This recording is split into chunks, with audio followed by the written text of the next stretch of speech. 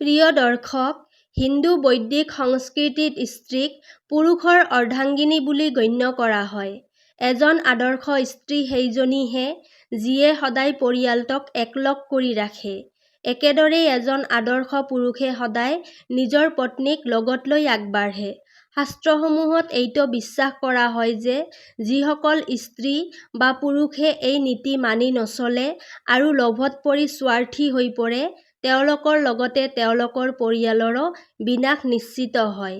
আজিৰ এই ভিডিঅ'টোত মই আপোনালোকক ৰজা ভৃতহৰিৰ বিষয়ে ক'ম, যিয়ে স্ত্ৰীৰ বিষয়ে বহুতো ৰুচিকৰ কথা কৈ গৈছে। তেওঁ চৰিত্ৰহীন স্ত্ৰীৰ ৮টা লক্ষণো উল্লেখ কৰিছে। সেই লক্ষণসমূহ কি কি? আহক আমি একেলগেই জানো। প্ৰিয় দৰ্শক, এই ৮টা লক্ষণৰ বিষয়ে জনাৰ আগতে আহকচোন এইটো জানি লওঁ, স্ত্ৰীৰ প্ৰেমত পৰি অৱশেষত ৰজা ভৃতহৰি কেনেকৈ বৈৰাগী হৈ পৰিল। এজন এনে ৰজা যাৰ ওচৰত ধন সম্পত্তি আৰু বৈভৱৰ কোনো অভাৱ নাছিল। তেওঁৰ ৩জনী ৰাণী আছিল, শতাধিক দাসী আছিল। কাম কৰা নকচ চাকৰৰ পৰা আৰম্ভ কৰি সকলো ধৰণৰ সুখ-সুবিধা তেওঁৰ ওচৰত উপলব্ধ আছিল। তেন্তে এনে এজন ৰজাৰ মনত বৈৰাগৰ ভাৱ ক'ৰ পৰা আহিল?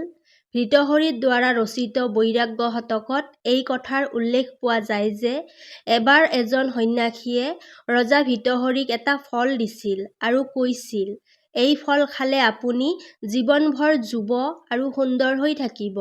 ৰজা ভৃতহৰিয়ে নিজৰ ৩য় ৰাণী পিংগলাক বিশেষভাৱে ভাল পাইছিল। সেইবাবে তেওঁ ভাবিলে, মোৰ এই ফলৰ কি প্ৰয়োজন?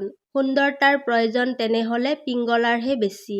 এই ভাৱনাৰে ৰজাই সেই ফল ৰাণী পিংগলাক দি দিলে। কিন্তু ৰাণী পিংগলাই গোপনে এজন কটোৱালক প্ৰেম কৰিছিল। সেয়েহে তেওঁ সেই ফলটো কটোৱালক দি দিলে। যদিও কটোৱালেও সেই ফল খোৱা নাছিল, কাৰণ কটোৱাল এজন বেশ্যাক ভাল পাইছিল।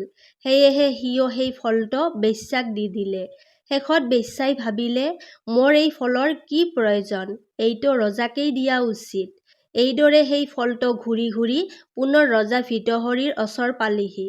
যেতিয়া বেশ্যাই উপহাৰ স্বৰূপে সেই ফলটো ৰজাক দি দিলে, তেতিয়া ৰজা ভৃতহৰিয়ে ফলটো চিনি পালে আৰু সুধিলে, এই ফলটো তোমাৰ ওচৰলৈ ক'ৰ পৰা আহিল? তেতিয়া বেশ্যাই কটোৱালৰ নাম ক'লে।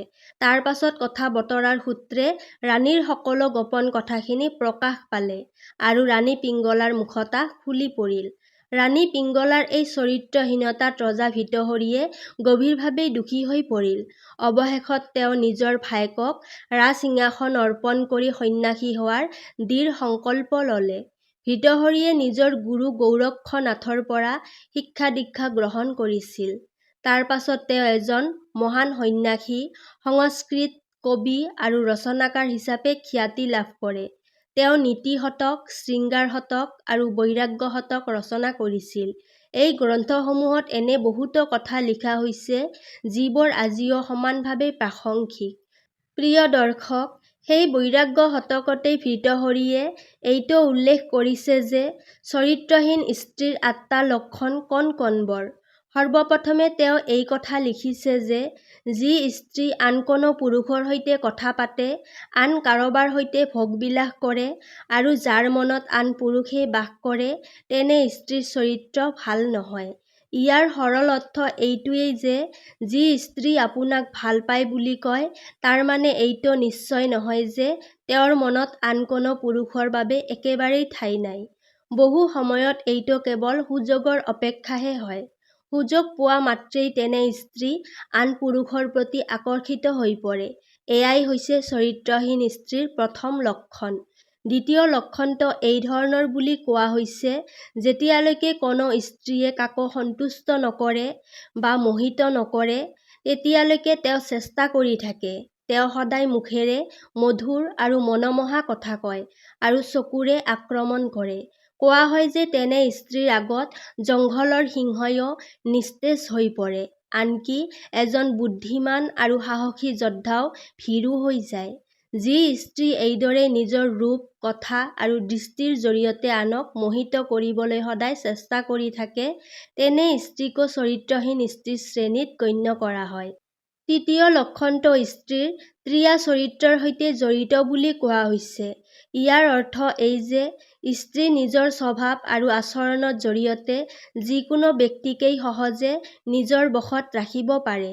এই কাৰণেই কিছুমান বিদ্বানে কৈ গৈছে, ক্ৰিয়া চৰিত্ৰ কাকো সম্পূৰ্ণৰূপে বুজি পোৱা নাযায়। স্ত্ৰী সুখত হাঁহে, দুখত কান্দে।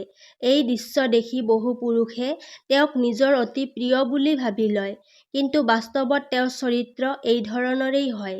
সেয়েহে তেনে স্ত্ৰীৰ ওপৰত সহজে বিশ্বাস কৰিব নোৱাৰি।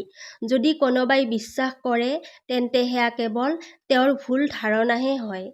চতুৰ্থ কথা এই যে এনে ধৰণৰ স্ত্ৰীয়ে মিছা কথা ক'বলৈ অভ্যাস কৰে, অৰ্থাৎ মিছা কথাৰ জৰিয়তে কথা এফালৰ পৰা আনফাললৈ ঘূৰাই দিয়ে।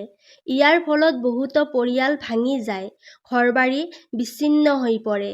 এই পৰিস্থিতিত আজিও বহু সময়ত ঘৰ ভাঙিবলৈ মূলভাৱেই স্ত্ৰীৰেই দায়িত্ব বুলি ধৰা হয়। ইয়াৰ উপৰিও পঞ্চম কথা এই যে এনে ধৰণৰ স্ত্ৰীয়ে সামাজিক বন্ধন বা কুল মৰ্যাদাৰ পালন নকৰে। এই সকলো কথাক উপেক্ষা কৰি যি স্ত্ৰী নিজৰ ইচ্ছামতে জীৱন যাপন কৰে, জীৱনসংগী বাছি লয় আৰু এজনৰ সৈতে স্থিৰ হৈ নাথাকে, তেনে আচৰণক কুলটা স্বভাৱৰ লক্ষণ বুলি কোৱা হৈছে।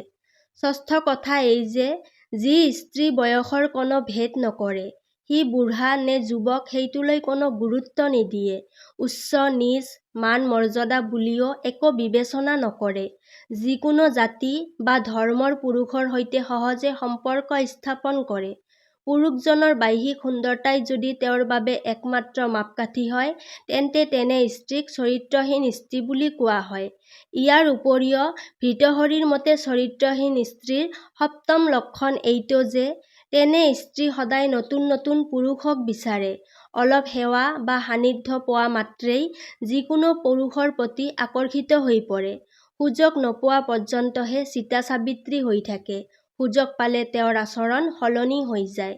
প্ৰিয় দৰ্শক, চৰিত্ৰহীন স্ত্ৰীৰ অষ্টম আৰু শেষ লক্ষণটো এইটো যে যি স্ত্ৰী এজন পুৰুষৰ সৈতে কেতিয়াও তৃপ্ত নহয়, যাৰ কাম-বাসনা কেতিয়াও শেষ নহয়, যিয়ে নিজৰ স্বামীকো তুচ্ছ বুলি গণ্য কৰে আৰু সদায় ভোগ-বিলাসত ডুবি থাকে, যিয়ে কেতিয়াও ধৰ্ম আৰু সংস্কৃতিক কোনো গুৰুত্ব নিদিয়ে, তেনে স্ত্ৰীক চৰিত্ৰহীন বুলি কোৱা হৈছে। এনে পৰিস্থিতিত পুৰুষসকলক এই ধৰণৰ স্ত্ৰীৰ পৰা দূৰত থাকিবলৈ সচেতন হোৱাৰ প্ৰয়োজন আছে। প্ৰিয় দৰ্শক, আজিৰ ভিডিঅ'টো ইমানেই আছিল। যদি ভিডিঅ'টো ভাল লাগিছে তেন্তে ভিডিঅ'টিত এটা লাইক কৰিব আৰু আগন্তুক এই ধৰণৰ ভিডিঅ' চাবৰ বাবে চেনেলটো ছাবস্ক্ৰাইব কৰি ৰাখিব। তেতিয়াহ'লে আজিলৈ ইয়াতেই সামৰিছোঁ। কাইলৈ পুনৰ লগ পাম আন এটি ভিডিঅ'ৰ সৈতে। ধন্যবাদ।